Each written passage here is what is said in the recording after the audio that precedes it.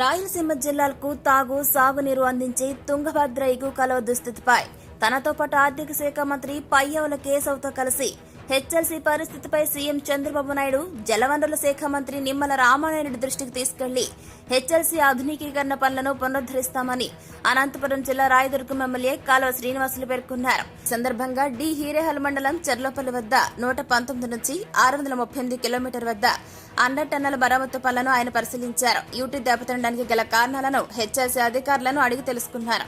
అదేవిధంగా ఇటీవల కురిసిన వర్షాలకు తుంగభద్ర ఎగువ కాలువకు 112, 187 కిలోమీటర్ వద్ద కాలువగట్టు కోతకు గురికాగా 119 నుంచి 638 కిలోమీటర్ వద్ద దెబ్బతిన్న యూటీ మరమ్మతులు చేయకపోతే నీటి సరఫరాకు ఆటంకం కలుగుతుందని అధికారులు తమ దృష్టికి తీసుకుని వెంటనే జలవనరుల శాఖ మంత్రి నిమ్మల రామారెడ్డి దృష్టికి తీసుకుని వెళ్లగా అత్యవసర మరమ్మతులకు 48 లక్షల రూపాయలు మంజూరు చేయనున్నట్లు ఆయన హామీ ఇచ్చినట్లు పేర్కొన్నారు. దీంతో వెంటనే అత్యవసరమైనటువంటి దెబ్బతిన్న యూటీ కోతకు గురైన పనులను ప్రారంభించామన్నారు ఆయన.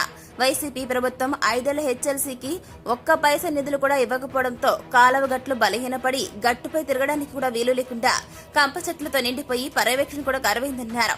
దీనిపై ఆర్థిక శాఖ మంత్రి పయ్యావుల కేశవ్తో కలిసి కాలువ దుస్థితిపై నివేదిక తయారు చేసి సీఎం చంద్రబాబు దృష్టికి తీసుకెళ్లి ఆధునికీకరణ పనులు పునరుద్దరించి పూర్వవైభవం తీసుకుని వస్తామన్నారు. 2009లో 450 కోట్ల రూపాయలతో అప్పట్లో పనులు ప్రారంభమైన అవి కూడా పూర్తి కాలేక అర్ధాంతరంగా ఆగిపోయాయన్నారు.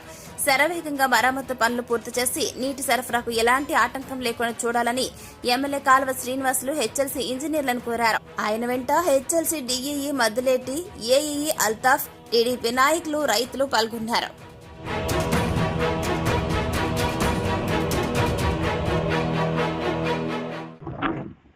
అనంతపురం జిల్లాకు జీవనాడి లాంటి తుంగభద్ర ఎగువ కాలువ గడిచిన 5 సంవత్సరాలుగా తీవ్రమైన నిర్లక్ష్యానికి గురైంది.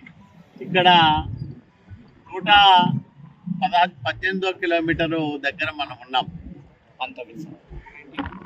ఇక్కడ చెర్లోపల్లి సమీపంలో 100 టన్నులు నీళ్లు పోవడానికి అవకాశం లేని విధంగా మొత్తం పూడిక పేరుకుపోయి వర్షపు నీటి ప్రవాహము జరగని కారణంగా మనం ఇక్కడ చూస్తూ ఉన్నాం. స్లాబ్ పైకి వచ్చింది, ఎగదండి. దీనివల్ల వెంటనే మేల్కొని మనము ఈ రిపేర్లు చేయకపోయి ఉంటే భవిష్యత్తులో పెద్ద ప్రమాదమే వచ్చేది. నీటి ప్రవాహం ఉన్నప్పుడు పొరపాటున ఇది పూర్తిగా లేచిపోయి ఉంటే తుంగభద్ర ఎగువ కాలువలో నీటి ప్రవాహాన్ని కనీసం 15-20 రోజుల పాటు నిలుపుదల చేయాల్సిన ప్రమాదం వచ్చింది. కాబట్టి సంబంధిత అధికారులు ఈ విషయాన్ని నా దృష్టికి తీసుకొచ్చిన వెంటనే నేను జలవనరుల శాఖ మంత్రి నిమ్మల రామానాయుడు గారిని కలిసి ఈ తుంగభద్ర ఎగువ కాలువ దుస్థితిని ఆయనకు వివరించి తక్షణ మరమ్మతుల కోసం కనీసం 48 లక్షల రూపాయలు ఇవ్వాలని నేను అడిగిన వెంటనే ఆయన కూడా సమ్మతించారు. వెంటనే పనులు ప్రారంభం చేశారు. ఎందుకంటే ఈ పనులు ఇప్పుడు చేయకపోతే నీళ్ళు వచ్చిన తర్వాత చేసుకోలేము. శరవేగంగా పనులు జరుగుతూ ఉన్నాయి కాబట్టి నీళ్లు వచ్చే లోపల ముగించుకొని ఉంటే ప్రవాహానికి ఇబ్బంది లేకుండా చేసుకున్న వాళ్ళం అవుతాం.